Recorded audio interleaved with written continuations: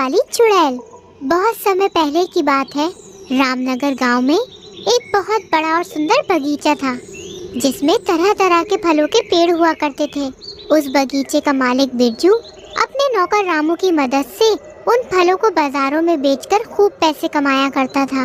रामू बिरजू के बगीचे की रखवाली करने में दिन रात एक कर देता था, लेकिन इतनी मेहनत करने के बाद भी बिरजू रामू को कुछ ही रुपए देता था। इतने कम पैसों में रामू को अपना परिवार चलाने में बहुत मुश्किल होती थी, जिस वजह से उसकी पत्नी रीमा उस पर रोज गुस्सा किया करती थी। सुनिए जी, आप रोज इतनी मेहनत करते हैं, इस गांव में आपकी जितनी मेहनत तो शायद ही कोई करता होगा, फिर भी वो लोग जेबें भर भर के पैसे कमाते हैं, और आप हैं कि इतने कम पैसे कमा कर लाते हैं कि जिनसे हमें एक वक्त का खाना भी मुश्किल हो जाता है। अजी, मुझे तो लगता है आपके मालिक बहुत ही कंजूस हैं, वो आपको जानबूझकर कम पैसे देते होंगे। अरे रीमा, खबरदार, जो मेरे मालिक के बारे में कुछ कहा तो। अरे वो तो मेरे लिए भगवान के समान है। अरे तुम्हें पता है, जब मेरे पास कोई काम धाम नहीं था ना, मैं दर दर भटक रहा था, अरे तब उन्होंने ही मुझे सहारा दिया और अपने बगीचे में काम भी दे दिया। हमारा ये जो घर है ना, ये भी उन्हीं की मेहरबानी से है। ऐसे में अगर वो मुझे 2 पैसे का काम भी दे तो इसमें बुरा क्या है, बताओ। जी, मुझे गलत मत समझिए, मैं तो बस यही चाहती हूँ कि हमारी आमदनी थोड़ी बढ़ जाए, ताकि हम भविष्य के लिए भी थोड़े पैसे बचा सकें। अजी, क्यों ना आप मुझे भी वहाँ कोई काम दिला दें, फिर मेरी और आपकी आमदनी मिलकर हमारे पास अच्छे पैसे आ जाएंगे। ठीक है रीमा, तुम कहती हो तो मैं कल ही मालिक से बात करके तुम्हें किसी काम पर लगवा दूंगा। फिर अगले ही दिन रामू बिरजू से रीमा की सिफारिश करता है। बिरजू रामू की बात मानकर रीमा को बगीचे की देखभाल करने का काम दे देता है। रीमा और रामू पूरी मेहनत से बिरजू के बगीचे में काम करने लगते हैं। रीमा हर रोज बाजार में बेचने के लिए पेड़ों से फल तोड़ा करती और रामू उन्हें बाजार में बेच आया करता, और जो कमाई होती वो सारी की सारी कमाई रामू बिरजू को दे दिया करता था। फिर एक दिन रीमा और रामू अपनी पगार लेने बिरजू के पास जाते हैं। मालिक, आज हमारी पगार का दिन है, अगर आप हमें जल्दी से पगार दे देंगे तो हम शाम होने से पहले अपने घर का राशन ले आएंगे। पगार? अरे रामू, तू मुझसे किस बात की पगार मांग रहा है? मैंने तुझे रहने के लिए घर दिया, वो क्या कम है जो तू पगार लेने आ गया? अरे तुझे और तेरी पत्नी को इसलिए काम पर रखा हुआ है ताकि तुम दोनों काम करके उस घर का कर्ज उतार सको, और मेरे हिसाब से तुम्हें यहाँ 2 साल और काम करना होगा, तब जाकर तुम्हारा कर्ज चुकता होगा, समझे तुम लोग? और हाँ, अगर तुम्हें थोड़े पैसे चाहिए तो अपनी पत्नी को आज मेरे घर में नौकरानी का काम करने दो, उसका काम खत्म होते ही मैं उसे थोड़े पैसे देकर भेज दूंगा। बोलो, क्या कहते हो? ये सुनकर रामू और रीमा बहुत दुखी हो जाते हैं। जी नहीं मालिक, मैं अपनी पत्नी को अकेला नहीं छोड़ सकता, आप चाहे तो मैं आपके घर पे काम कर देता हूँ, लेकिन रीमा को घर जाने दीजिए। अरे रामू, वो क्या है ना, हमें हर दिन स्वादिष्ट खाना खाने की आदत है और तुम वो बना नहीं पाओगे, इसलिए हम रीमा को काम करने के लिए कह रहे हैं, समझे ना? रामू अपनी पत्नी को काम करने से मना कर देता है और वहाँ से जाने लगता है। तभी रीमा उसे रोकती है। सुनिए जी, अगर हम घर चले भी गए तो खाएंगे क्या, क्योंकि हमारे घर का सारा राशन तो खत्म हो चुका है। मुझे काम करने दीजिए, जिससे थोड़े बहुत पैसे आ जाएंगे और 1-2 दिन का खाना मिल जाएगा, फिर हम आगे की सोचेंगे। ठीक है रीमा, लेकिन शाम होने से पहले तुम घर आ जाना। रामू रीमा की बात मान जाता है और उसे बिरजू के घर पर छोड़कर चला जाता है। रीमा बिरजू के घर रसोई में खाना बनाती रहती है। तभी बिरजू शराब के नशे में होता है और गलत नियत से रीमा को छुपकर देखने लगता है। अरे वाह, ये रीमा तो गजब की खूबसूरत है, पता नहीं इतनी सुंदर लड़की उस रामू को कहाँ से मिल गई। अरे अगर ये मुझे मिल जाए तो मेरा जीवन एकदम सफल हो जाए, एकदम टॉप। तभी रीमा बिरजू को देख लेती है। अरे मालिक, आप यहाँ क्या कर रहे हैं? अभी खाना बना नहीं है, बन जाएगा तो मैं लेकर आ जाऊंगी, आप थोड़ा इंतजार कीजिए। अरे इंतजार हो गई, इंतजार की। आई ना कुछ खबर मेरे यार की। अरे रीमा जानू, अब और कितना इंतजार करवाओगी? मैं यहाँ तुम्हारे प्यार में पागल हो जा रहा हूँ, और तुम कि उस फटीचर रामू के लिए नौकरानी बनी हुई हो। अरे रीमा, मैं तो कहता हूँ उस रामू को छोड़कर मुझसे शादी कर लो मेरी रानी। मैं तुम्हें रानी बनाकर रखूंगा। बेशरम, तू इंसान नहीं जानवर है। अरे मेरे पति तुझे भगवान मानकर तेरी पूजा करते हैं, लेकिन उन्हें क्या पता कि तू एक राक्षस है। तू मेरी मजबूरी का फायदा उठाना चाहता है।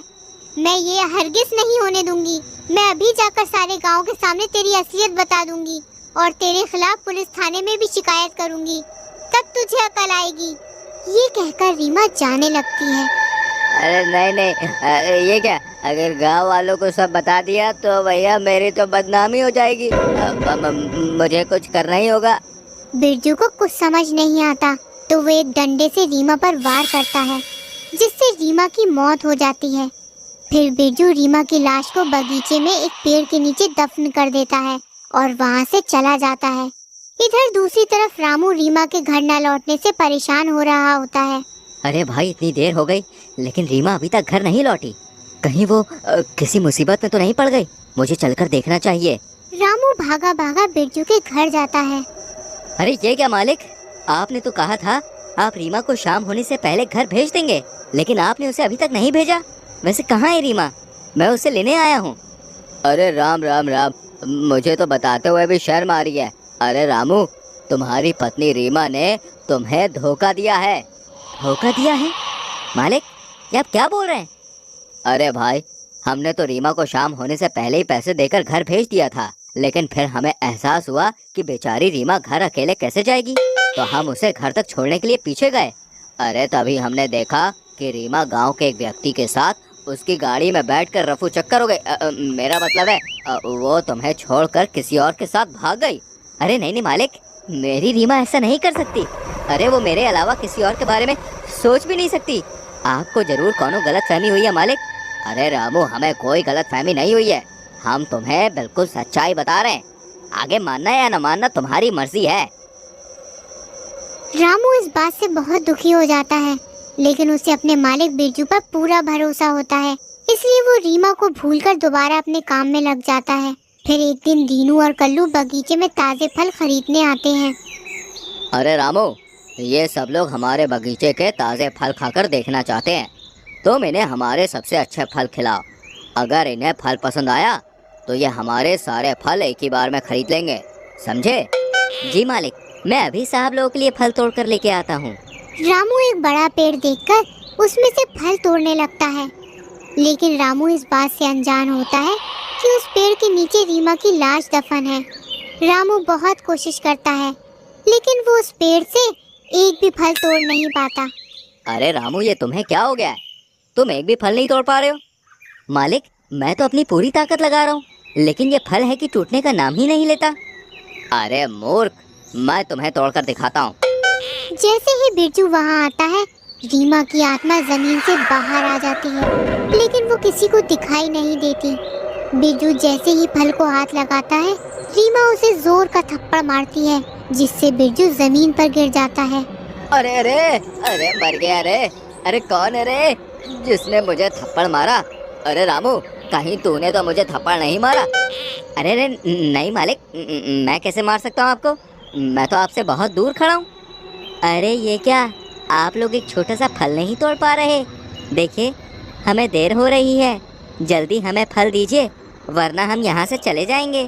अरे अरे रुके रुके, हम अभी आपके लिए फल तोड़ कर लेके आते हैं। बिरजू फिर फल तोड़ने के लिए हाथ उठाता है, तभी रीमा की आत्मा उसे एक डंडे से पीटने लगती है।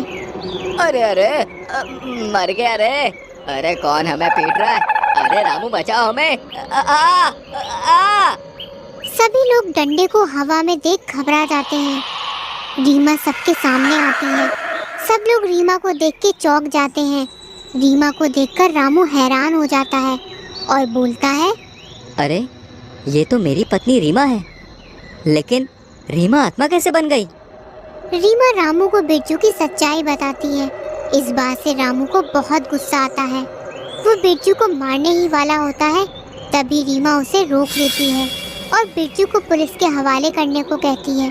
रामू रीमा की बात मानकर बिरजू को पुलिस के हवाले कर देता है। उसके बाद रीमा की आत्मा को मुक्ति मिल जाती है।